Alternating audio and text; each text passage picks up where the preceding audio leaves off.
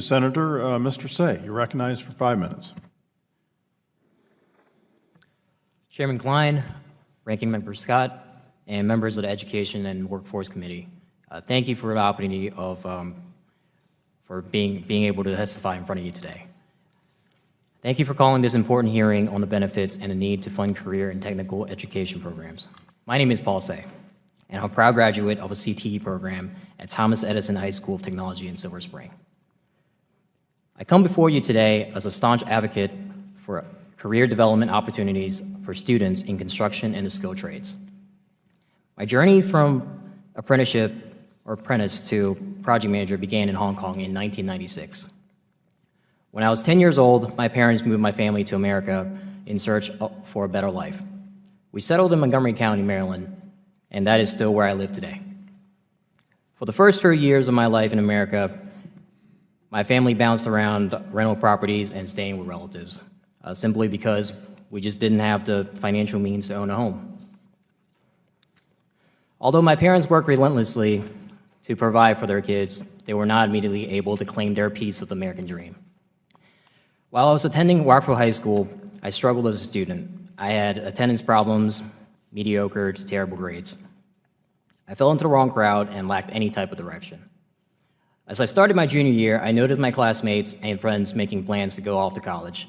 As I sat and watched from the sidelines, I can still remember the feeling of embarrassment and helplessness, while those around me were beginning their climb toward success, and I sat still at the bottom.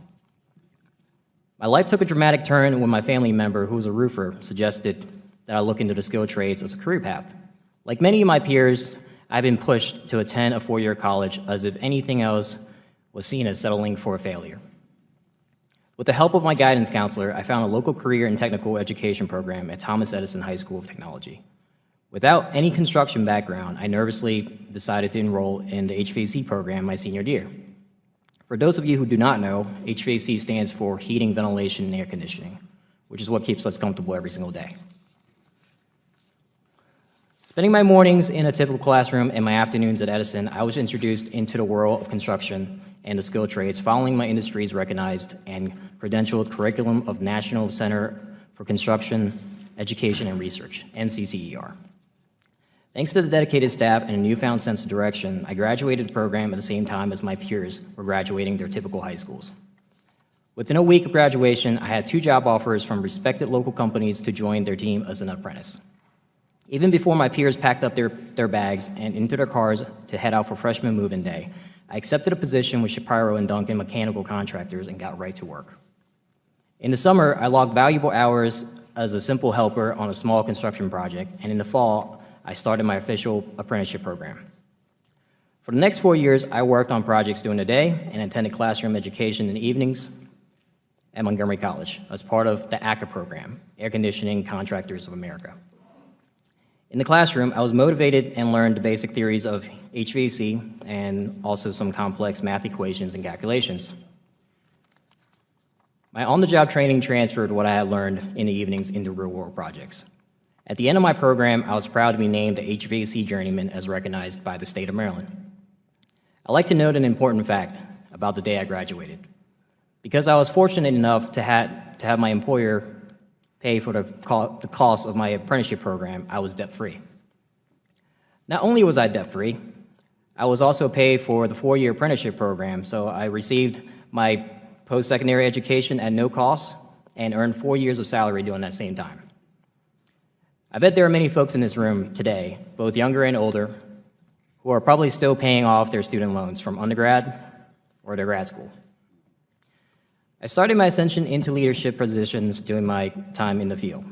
I ran small projects as a field foreman, leading small crews of 2 to 4 technicians on installation work such as AC replacements at condominiums, schools, and small office buildings.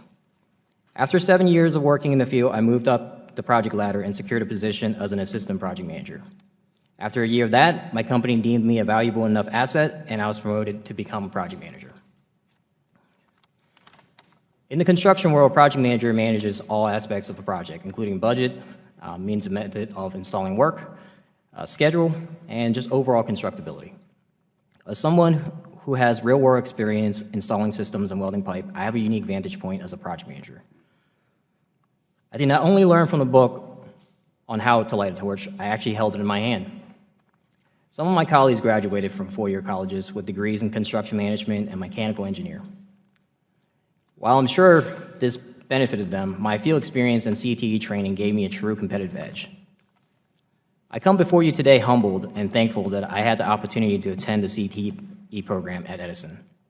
It is time that students, guidance counselors, educators, parents, American public, to recognize the fulfilling and lucrative career that can be achieved in the construction and skilled trades.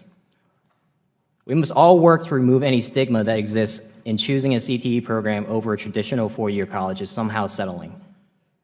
Those 4 years I spent at Montgomery College and out in the field, I worked just as hard as the students at colleges and universities. Instead of pushing kids down the traditional path of college prep, we should be pushing kids to explore learning opportunities that prepare them for college and a career.